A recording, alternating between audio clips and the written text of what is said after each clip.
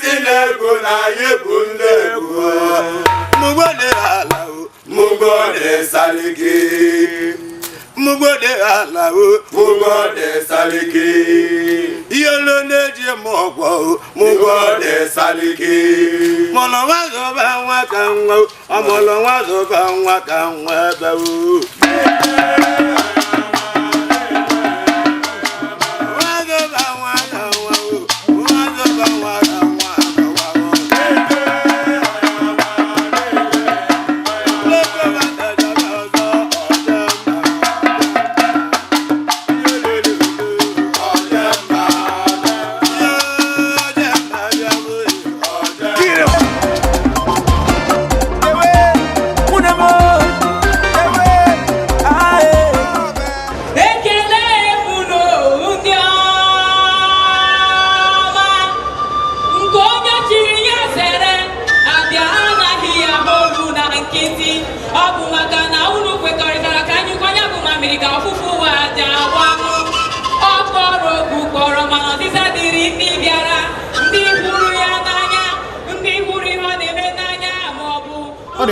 Igbo ndị mụrụ njem ọzọ ekene mụrụ kedu ife na-emere ụlọ ife na-anabatụrụ n'oge Ojemba na Africa Independent Television AIT ya bụ ọnọkụ ukwu aha iji akwalite asụsụ omenala ejirimara Igbo nakwa ihe niile metụtara Igbo. Cheta na a na-asị na ọ bụ mbugharị ka eji ere mbe na anaghị n'ofu ebe ekiri mmanwụ. Ọ na-adị mma atata ụkwa atata akụ, a na-eme ọgụ a na-eme ọrụ ya na-abanye n'anya ya. Na-agba Ojemba unu mara na anyị na-adị egosipụta unu ememme dị iche iche tụmadị etu o si na-akpọtụ n'ala Igbo nakwa n'etiti ụmụafọ Igbo nakwa ebe ọbụla ụmụafọ Igbo nọ na-eme ememme ọbụla ha na-eme iji kwalite asụsụ omenala maọbụ ejirimara Igbo. Na nke taa anyị ga-egosi unu ka o si wee kpọtụ kpụmkwem na Anambra steeti n'ọnwa ekeresimesi gara aga ya bụ na Okija. Enwere m ike hapụzi unu eji anya unu kirie ya, unu kirisia unu amara ma ụdị omenala dị etu a, ụdị ememme dị etu a o kwesịrị ka a na-eme ya n'ala Igbo niile. Unu amarazie ji na eze unu gụọ ire unu gụọ eze unu ọgụ. Ya bụ ndị ọzọ ọ na-erukwa n'okwu n'ala Igbo niile, steeti niile n'ala Igbo dị iche iche, ndị gọvanọ steeti anyị unu afụgonu, unu ga-elebazi anya mara ma ụdị ememme a ọ bụrụ ihe unu kwesịrị ịkwado ka a na-eme ya n'ala Igbo niile gbaa gburugburu. Kirienụ ka o si kpọtụ kpụmkwem na Okija Town ya bụ na Obi Jackson Stadium dị n'Ihiala Local Government n'oge Ojemba. Ngwa kirienụ ya. Okija enyi, Okija enyi, Okija enyi. A na-egbu achara, achara na-eto. A sị na ihe ọbụla gbara afọ aghọọla omenala. Nnukwu mmadụ bụ nnukwu alụsị. A sị na ike dị n'ume. N'abalị 29 nke ọnwa Disemba ọnwa ikpeazụ n'afọ 2018 2018 ka otu ọrụ Ojemba wụchiri n'obodo Okija ka oke nwa n'obodo Okija ga-aga n'ogwu anụ kpọrọ nkụ na-eju ọnụ.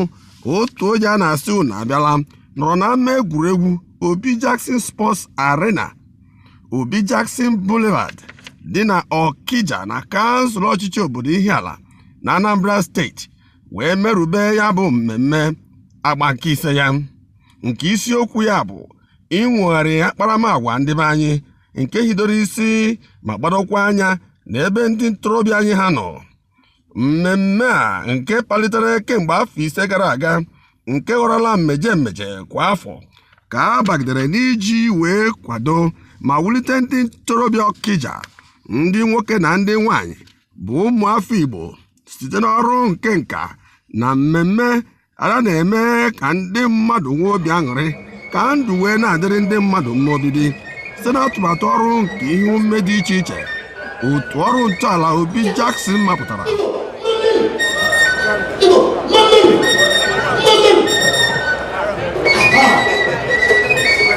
This is the Anambra State Cultural Troupe, and we are here to take everybody back to our roots. Otu ihe pụtara ihe nke chapụtara ka anyanwụ na mmemme Iru Okija nke afọ a bụ mweghachi eweghachiri mma nke si na chi n'ụdị ọdịnala.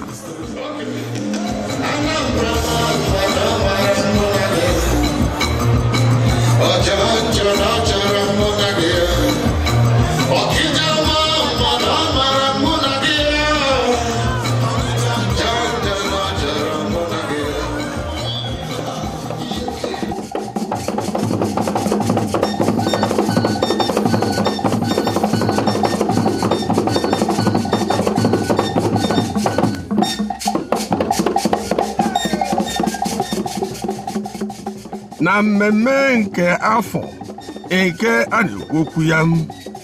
Ọ bụ iwu na emere ya ka ọ bụrụ na onye ọbụla ga-eturu ugo mmeri na ya bụ asọmpi ọkaibe na mma nke site na chi dịka o siri metụta ọdịnala ndị Igbo ga-abụ onye mara ma hụkwa omenala n'anya ma na-emepụtakwa ya n'omume.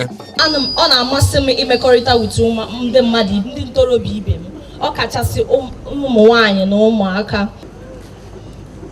Agụmakwụkwọ maka mmụta ọkaikpe na mahadum Nnamdi Azikiwe University nke dị n'obodo akpọrọ Ọka.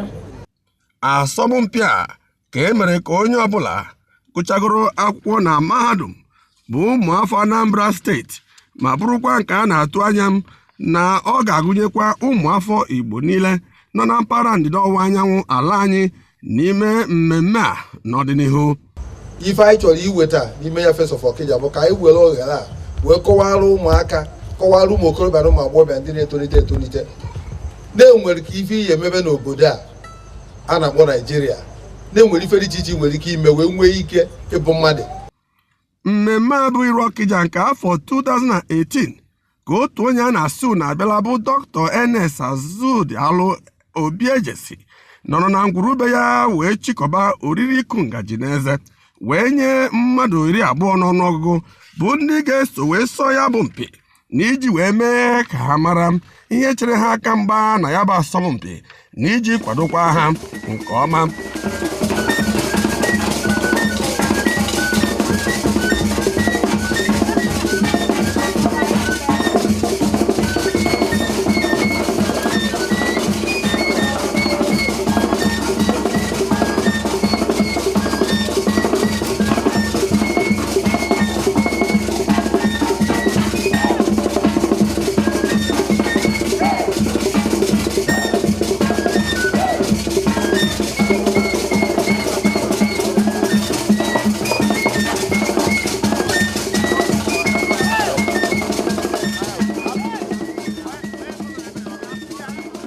Na mmemme nke afọ a, oke nwa Ọsụọfịa Ukwu Obi Jackson ya na ezi Odoziakụ ya Ugoeze nwaanyị mara obi di ya Odoziakụ Nnenna Obiejesi ya na di ya dubatara ndị ọbịa pụrụ iche ndị ukwu bịara ya bụ mmemme wee dubata ha n'ogige ebe ya na-emerube ya bụ mmemme. Ndị oke mmadụ ndị dịka His Imperial Majesty Ooni nke Ife Ọba Adeyeye Nitongwusi ya na lọlọ ya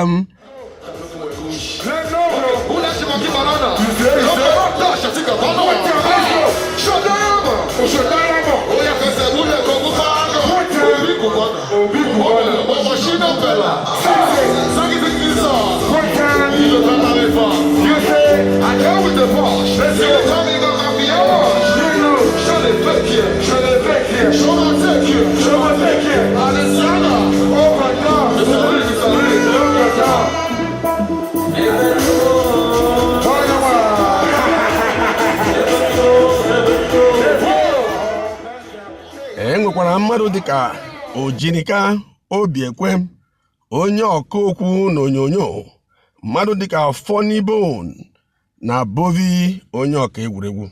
And I applaud the idea, the foundation, awesome, and we should have more of this because neze asibo na nana.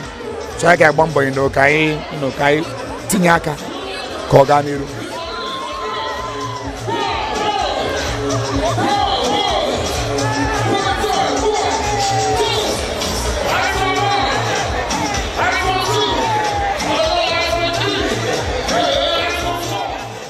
A sị na ihe oge ya ruru abụghị ụsa, eji egwu kara aka nke ọ bụ Maazị Real na Zoro onye ogene wee dubata n'ọgbọ mmadụ 20 bụ ndị so wee sọ ya bụ mpi.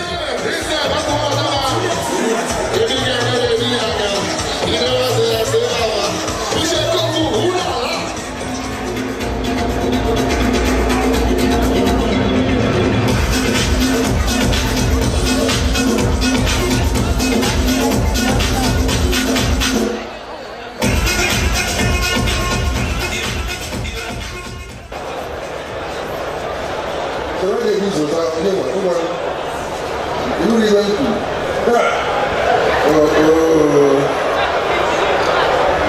ndị Igbo si na-agba ụzọ nwere mgba na ode echi kedu ibe olu unu amara ya ebe ahụ na-eme iru unu amara ya unu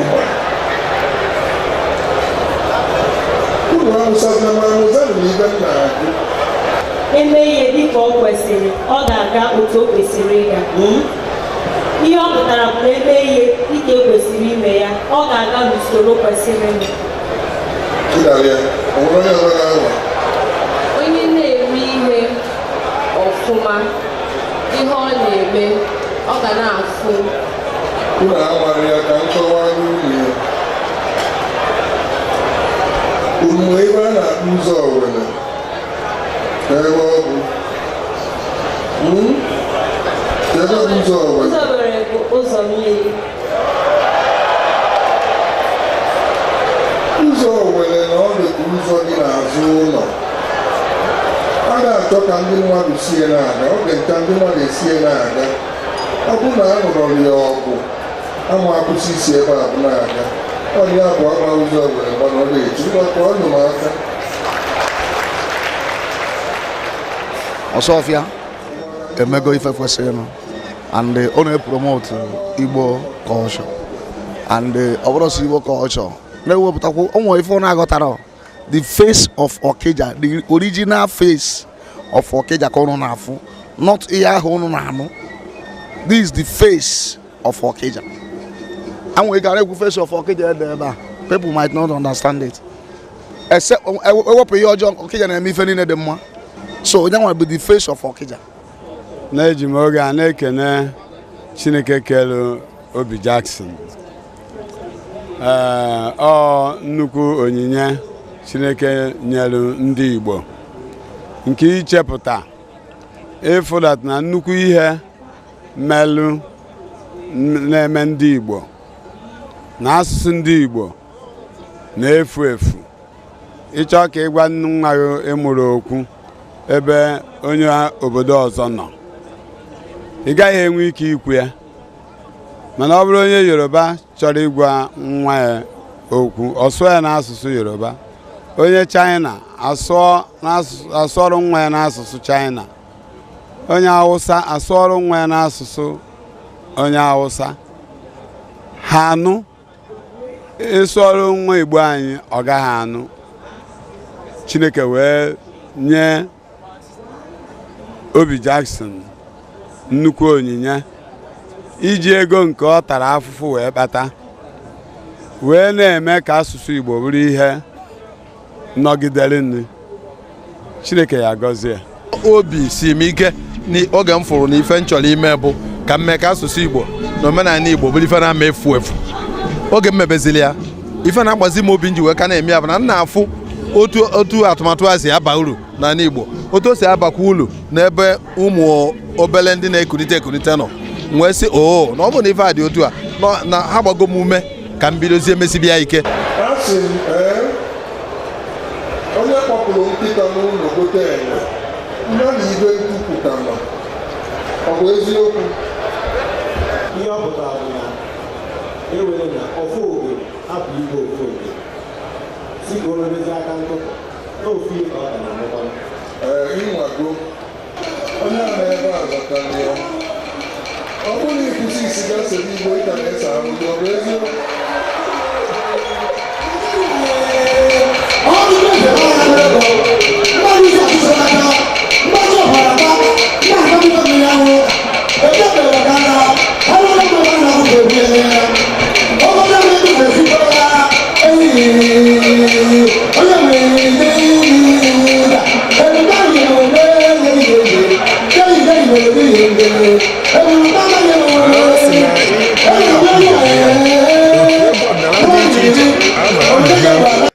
ndị dịka otu egwu mkpọkịtị, otu egwu atịla ọgwụ, otu egwu agha ndị ọhafịa, otu egwu Igbo ja ogene udubọnchi nke onye na-eme ka ekwe ji akpọ ya na mmemme Iru Okija nke afọ a egosipụtakwara ọrụ dị iche iche nke otu ọrụ mwulite obodo Obi Jackson si arụ na ka ha si ezute ọnọdụ ahụike nke ndị nne na nwa n'ogbe ime obodo dị iche iche.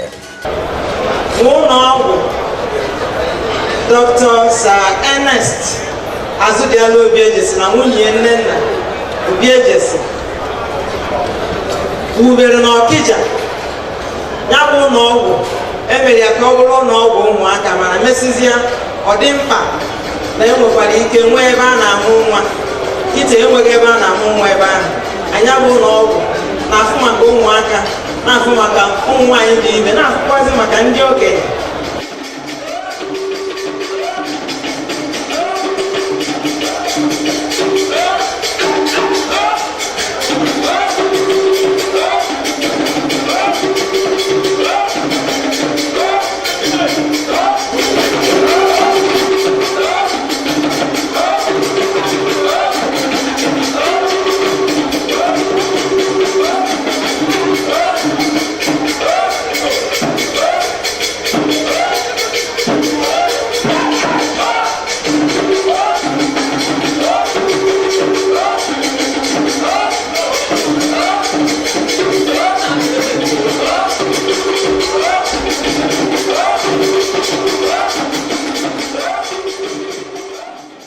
a sị na a na-aga ije ma erube ebe a na-aga ije ka bụkwa ọgịga e nwekwara ndị oke mmadụ ndị dịka ọkammụta prọfesọ Patrick Lumumba nke mba Kenya na nwa afọ Igbo tugoro ọnọdụ ugwu na edemede na mba ụwa bụ Chimamanda Ngozi Adichie ebe a nọtụpenyere ndị mmadụ azụ na nkụzi ha nyere ndị mmadụ n'ebe ahụ ka ha nabata ezi akparamagwa dị n'ọnọdụ ezi ọdịnala ndị Igbo.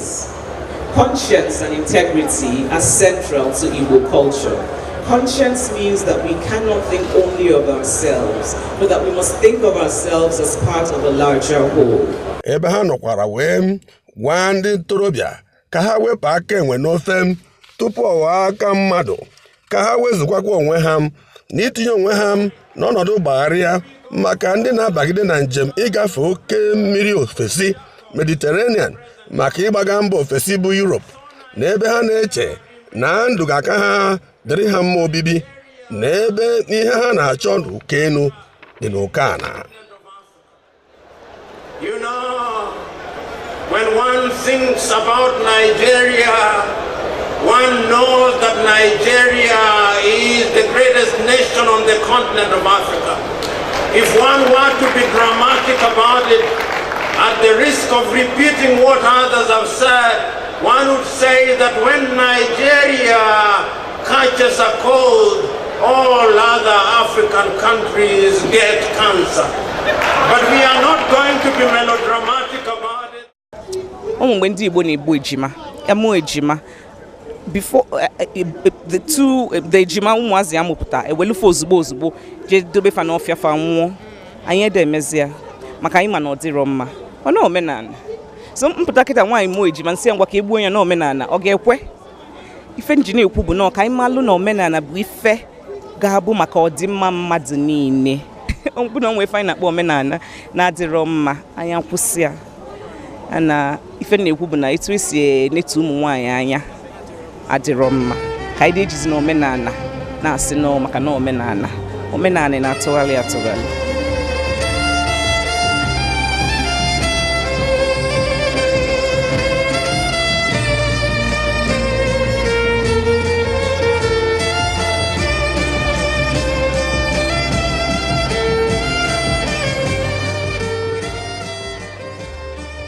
Will you put in place as face of Okija to ensure that the disabled children in Okija receive more support? Thank you for the question.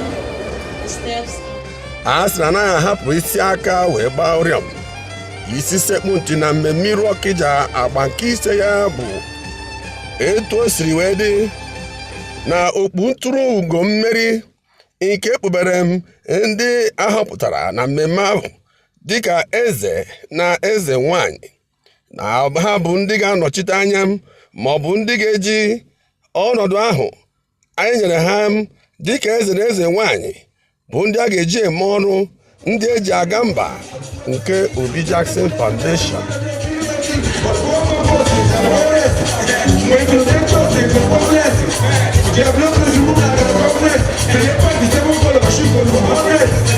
If you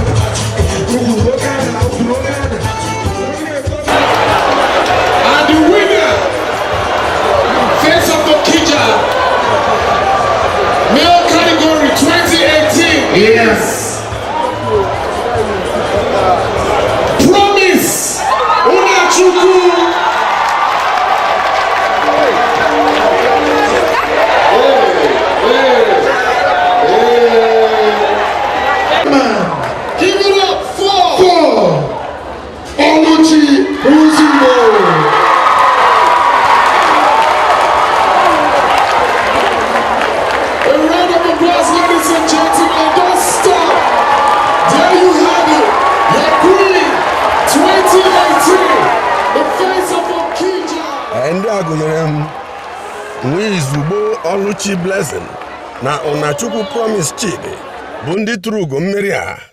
Nwada Oluchi bụ onye Achịna dị n'ọchịchị obodo Agụatam na Anambra steeti, onye tụrụ ugo mmụta m na agụmagụ ihe akụkọ akpọrọ history na asụsụ Bekee nakwa nke mmekọrịta mba ụwa na ibe ya akpọrọ International Relations na Mahadum Ebonyi steeti. N'ebe Maazị Chidi bụ onye nnobi na kansụl ọchịchị obodo Idemili South na Anambra steeti. You know, the king and the queen have successors now, and they are going to hand over and say goodbye. Eze na eze nwanyị ndị ọhụrụ a kwere nkwa na ha ga-eji ọkwa ọhụrụ a ha nọ n'ime ya wee zute nsogbu na mkpa dị iche iche n'ebe o metara ndị na-enweghị ka ọ hara ha obodo anyị.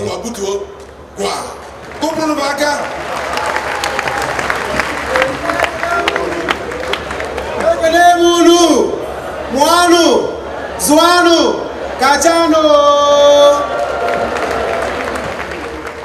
Onye isi oche Obi Jackson Foundation, Dr. Ernest Azudialu Obiejesi, mgbe ọ na-enye ndị tụrụ ugo mmeri a bụkwa na onyinye nrite dị $1,000,000 n'ụgbọala n'otu nye ha na iji nyere ha aka maka ịbagide n'ọkwa ọrụ ọhụrụ a dịka ndị nnọchiteanya Obi Jackson Foundation ma bụrụkwa nke ga-abụ ndị ezi nnọchiteanya nke otu ọrụ a n'ala Igbo anyị mgbe ya.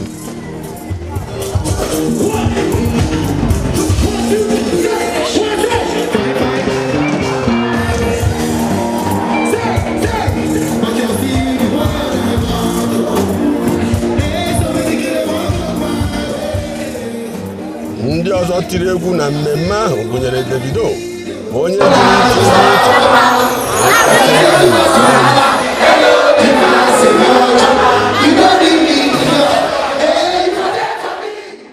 a sị na anyụcha ihe ma atụpịa ya ọnụ ọghọ otoro, anaghịkwa na-ahapụ isi aka wee gbaa ụrịọm. Odoziakụ Lọlọ Nnenna Obiejesi na ozi ekele ya ọ kọwatara afọ ojuju ka obi si atọ ya rịkpọ na mbọ pụtara ihe Obi Jackson Foundation gbara n'ime ka ya bụ mmemme bụrụ ọkaibe. O kelere ndị niile bụ ndị bịara ya bụ mmemme. O kenekwara m ezi di ya Dr. Ernest Azudialu Ọsụọfịa Ukwu Obiejesi maka obi sarasara o nwere ịgbanwe ndụ ndị mmadụ nakwa nke ogbe ime obodo dị iche iche. Ọ gakwara n'ihu kelee ndị ọrụ na ndị nchịkwa ọrụ Obi Jackson Group, ndị nyere aka n'ụzọ dị iche iche, ndị ọrụ mgbasa ozi, ndị ọbịa pụrụ iche maka ịhapụ ihe ọbụla nke ha na-eme bịa sonye ndị obodo Okija na ya bụ mmemme.